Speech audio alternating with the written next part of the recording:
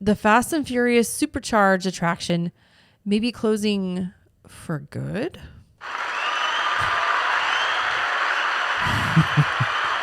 I mean, I feel like everybody can agree with this. That's a round of applause. So the reason they think this is going to happen is that usually during Halloween Horror Nights, it has the queue serves as one of the part of the houses for Halloween Horror Nights. So it is open during the day to guests, and then for Halloween Horror Nights, it closes and becomes the part of the Halloween Horror Nights. Mm-hmm. What they are doing this year, apparently, maybe it's going to happen, is that they are going to close it during the day as well. Because one, it cuts down on staffing they need for that ride. And they're always looking to cut costs. Look at the hours right now. Mm-hmm. Everything's closing at 7. I'm like, that's insane. Which I hate. I wish they need to so stay. Early. They need to stay open later. They really do. I can't believe it. I know. That was one of my biggest complaints. Is just closing too soon. I think they close at 8 and 9 on the weekend. I'm like, come on, guys. Yeah. I know spring break will be open a little bit later, but it's busy enough to where they can stay open later. Anyway, and then just trying to cut back on staffing. Really, I'm sure it's all opening rides later, in the day, stuff like that. Anyway, but. The thinking is if it's closing in August for Halloween Horror Nights to get started with all of that, then it may not reopen in November. And if it doesn't, then what are they going to do with that space? This is one of the newest attractions in all of Universal Orlando. What year did it open? It would have opened 2018-ish. Okay. I thought it was a little earlier than that, but it might be 18. Yeah. So again, it's one of the newer ones. Yeah. Now, Universal knows that this is not a well-liked attraction, given Jamie participated in a focus group. We were legitimately, not even joking, which we NDA'd about this, so we can't speak to what it involves. All I will say is it does confirm some things that I think are really awesome. But one of the questions they asked was, they asked, what's your favorite attraction? What's your least favorite attraction? And we both in unison were like, oh, Fast and Furious. And he was like, yeah, we're well aware.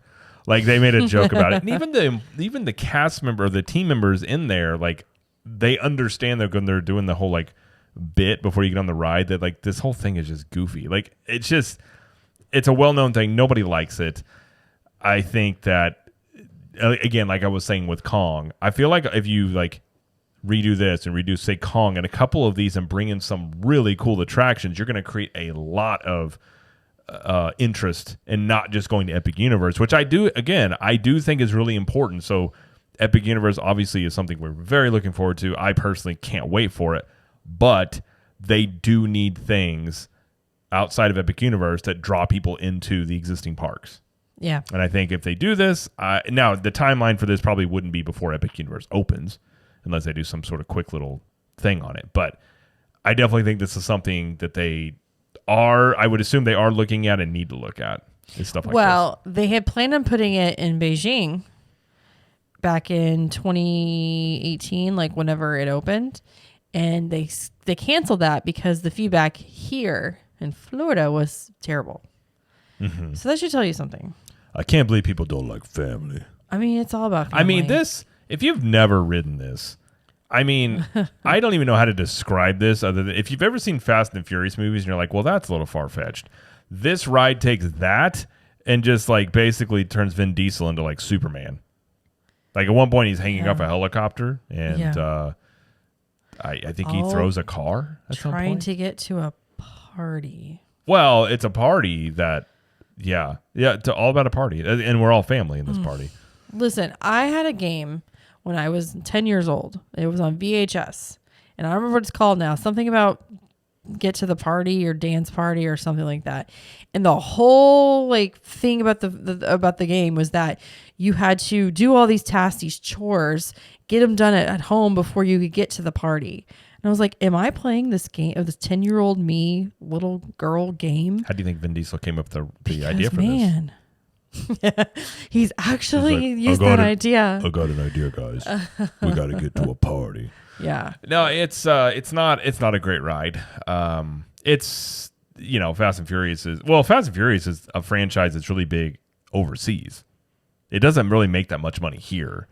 So those movies, the movies, not the ride. that's what I'm saying. The movies Right. themselves are very popular, like Asian markets. You know, if you look at how much money they make, it's typically overseas. So, yeah, I think this needs to be changed out. And it's in a great spot, like right over there by Harry Potter.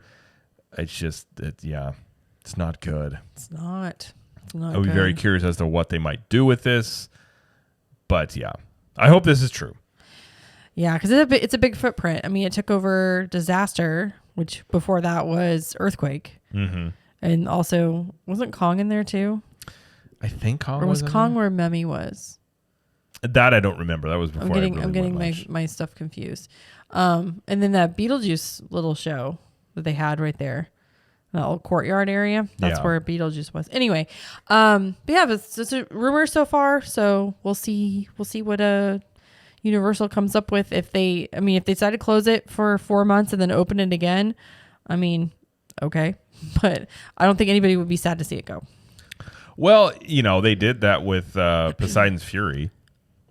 That's something so this wouldn't be unprecedented that they do this with something that perhaps they're going to do in the future and they just shut it down until they figure what they're going to do. So, it's possible they do that, but